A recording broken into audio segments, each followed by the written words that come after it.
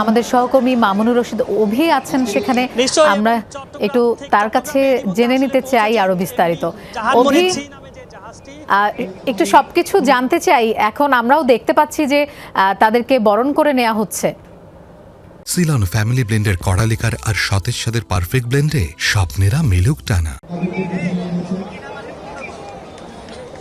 লোপা এই মাত্র আসলে পৌঁছেছে জাহানমণি 3 নামে যে জাহাজটি, সেখানে 23 নাবিক। নিশ্চয়ই দেখতে পাচ্ছেন এই মাহেন্দ্রক্ষণের জন্য কিন্তু পুরো দেশবাসী অনেক বেশি অপেক্ষা করছিলেন এবং এখানে চট্টগ্রাম বন্দর, KSRM কর্তৃপক্ষ এবং স্বজন যারা রয়েছেন তারা কিন্তু একেবারে দুপুরের পর থেকে তারা দীর্ঘক্ষণ ধরে অপেক্ষা করছেন এবং এখানে যে 23 নাবিক রয়েছেন তারা আসলে হাত তুলে অভিবাদন করছেন। চিফ অফিসার আতিকুল্লাহ খান এবং ক্যাপ্টেন আব্দুর রশিদ তারা সকলেই এই মাত্রই আসলে এখানে পৌঁছেছেন। এই যে দীর্ঘক্ষণ এই সময়ের জন্য কিন্তু অনেক বেশি অপেক্ষা করছিলেন স্বজনরা, কিন্তু 23 নাবিকের স্বজনরা এরই মধ্যে এখানে পৌঁছেছেন।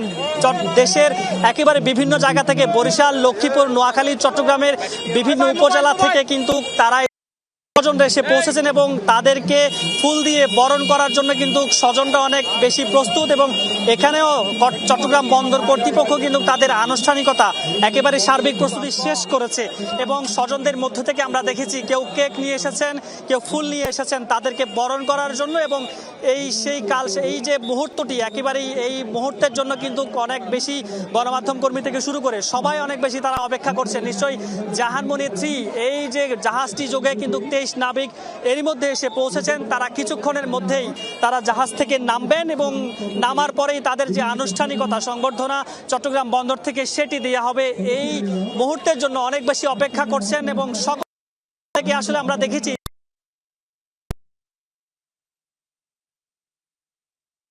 অনেকে আসলে কান্নাও করছেন যে তাদের যে সামনে থেকে একেবারে সুস্থ অবস্থায় তারা যে ফিরে পাবেন এটি একেবারে স্বপ্নের মতো ছিল। আমরা কথা বলছিলাম চিফ অফিসার আতিকুল্লাহ খানের মায়ের সাথে, তিনি বলছিলেন যে ছেলেকে সামনে থেকে পাবেন সেটি কিন্তু তিনি কল্পনাতেও আনতে পারেননি এবং অল্প সময়ের মধ্যে তাদেরকে কাছ থেকে দেখবেন, কাছ থেকে তাদেরকে বাসায় ফিরে যাবেন, সেটি কিন্তু একেবারে স্বপ্নের মতো ছিল। এবং নিশ্চয়ই দেখতে পাচ্ছেন টেলিভিশনের পর্দায় দর্শক যারা রয়েছেন সকলে দেখতে পাচ্ছেন যে জাহানমণি 3 এই জাহাজটিতে করে কিন্তু কুতুবদিয়া থেকে 23 জন নাবিক তারা এসেছেন। গতকাল এমপি আবদুল্লাহ জাহাজটি কুতুবদিয়াতে যখন নোঙর করার পর গতকাল বিকেলেই কিন্তু তারা এই জাহানমণি 3 নামে একটি জাহাজ গেছে, সেখানে গিয়ে 23 জন নাবিক তাদেরকে দায়িত্ব হস্তান্তর করার পর এই নাবিকরা কিন্তু তারা এসেছেন জলদস্যু থেকে মুক্ত হবার পর প্রায় 2 মাস পর যে রুদ্ধশ্বাস যে দিনগুলো ছিল সেই দিনগুলোকে অতিবাহিত করার পর তারা এসেছেন। তারা হাত তুলে অভিবাদন জানাচ্ছেন, তাদের যে অনুভূতি সেটি আসলে প্রকাশ করার চেষ্টা করছেন এই দিনটির জন্য। যেমন স্বজনরা যেভাবে অপেক্ষা করছিলেন এবং নাবিকরাও কিন্তু একইভাবে তারা দীর্ঘদিনের যে অপেক্ষা সেটি একেবারে শেষ হতে চলছে। একেবারে কয়েক মিনিটের মধ্যে কিন্তু 23 নাবিক এই জাহাজ থেকে নামবেন। নামার পরে তারা আসলে আনুষ্ঠানিকতা সেই সংবর্ধনা কিছুক্ষণের মধ্যে শুরু করা হবে। নিশ্চয়ই দেখতে পাচ্ছেন তারা আসলে দুই হাত তুলে অভিবাদন জানাচ্ছেন। সকলেই কিন্তু অনেক বেশি খুশি। স্বজনরা কিন্তু একেবারে কাছ থেকে, কেউ ফোনে কথা বলছেন, কেউ সামনে থেকে গিয়ে তাদেরকে হাত তুলে অভিবাদন জানাচ্ছেন এবং এই মুহূর্তটি ধারণ করার জন্য স্বজনরা এবং